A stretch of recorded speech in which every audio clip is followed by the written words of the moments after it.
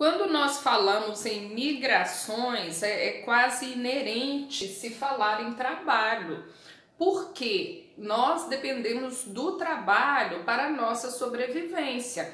E quando nós analisamos os principais motivos que impulsionam as migrações, sempre está lá o trabalho no meio dessas explicações aí. Então, a ideia desse vídeo aqui é falar um pouco sobre essa relação aí para você. Então, veja bem, primeiro vamos entender que nós temos trabalho formal e trabalho informal e como que isso se associa aí às questões das migrações. O que seria um trabalho formal? É um trabalho que tem algum tipo de contrato que vai reger aquela relação ali de serviço, tá?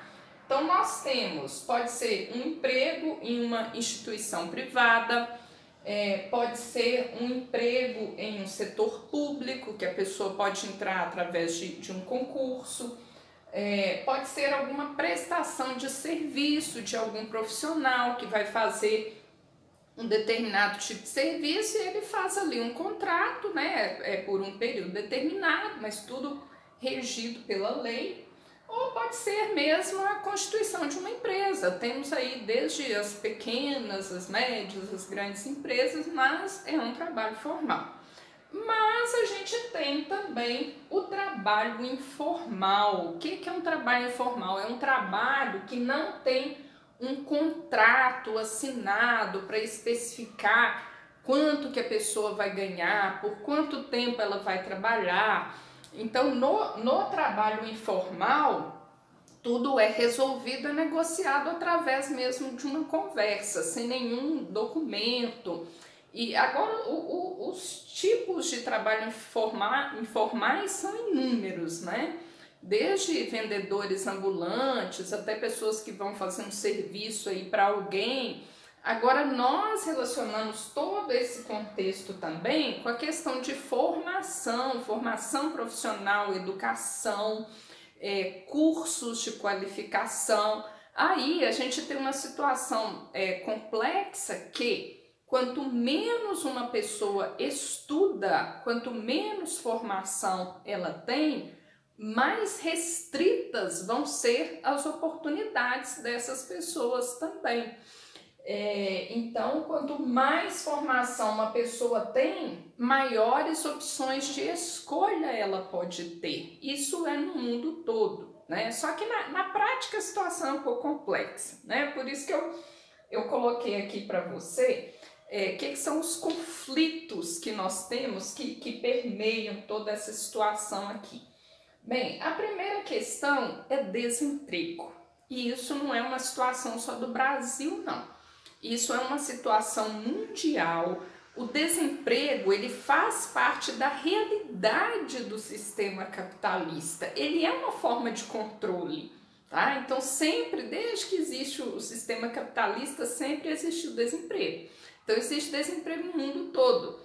É claro que tem alguns países esse percentual de desempregados é menor e outros países é maior, né? Mas existe desemprego no mundo todo.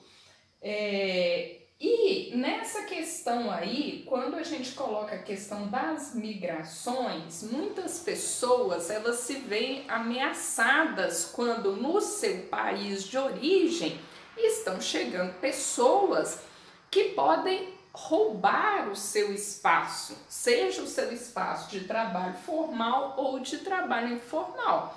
Então, é uma situação de conflito. Quando nós consideramos que tem desemprego no mundo todo, se tem desemprego, significa oportunidades mais escassas. Então, se tem oportunidades escassas onde eu vivo, como é que vão vir mais pessoas para cá?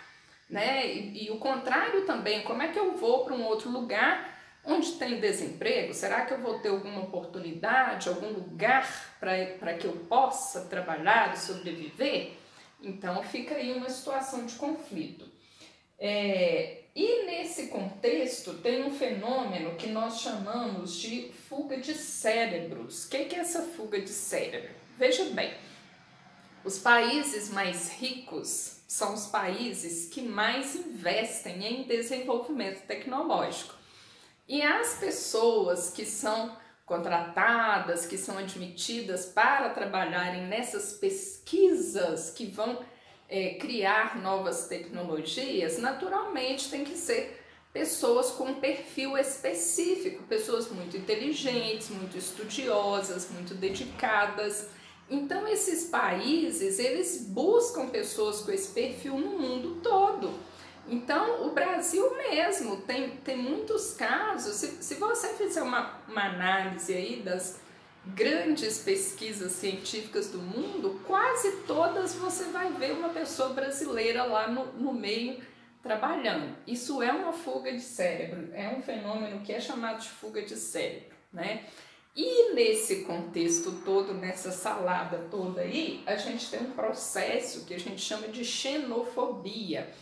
O que significa xenofobia? É uma aversão a uma pessoa estrangeira. É uma forma muito grande aí de preconceito a uma pessoa que é de outro país, de outra cultura, de outra etnia, né? E uma coisa importante que eu preciso falar nesse contexto também é que, infelizmente, quando a gente fala aí de trabalho informal, a gente ainda tem o trabalho escravo, né? É óbvio que é ilegal, porque quando a gente olha a história do Brasil, páginas tristes da nossa história, nós tivemos a escravidão legitimada, né? Mas a gente ainda tem escravidão no Brasil hoje, em algumas partes do mundo, de forma ilegal, e que se relaciona também à questão das migrações, né? Por exemplo, quando a gente analisa aí, a indústria da moda, da costura no estado de São Paulo, nós vamos ver aí uma quantidade de pessoas que vêm da Bolívia para trabalhar em São Paulo, porque a situação de pobreza na Bolívia é tão grande que essas pessoas migram para São Paulo para poder trabalhar, sobreviver, e muitas delas exercem um trabalho análogo à escravidão, né? Essas pessoas trabalham de forma exaustiva, sem contrato, com condições precárias de trabalho, né? Então isso faz parte aí da realidade dessa questão aí das migrações que nós temos na atualidade aí no planeta.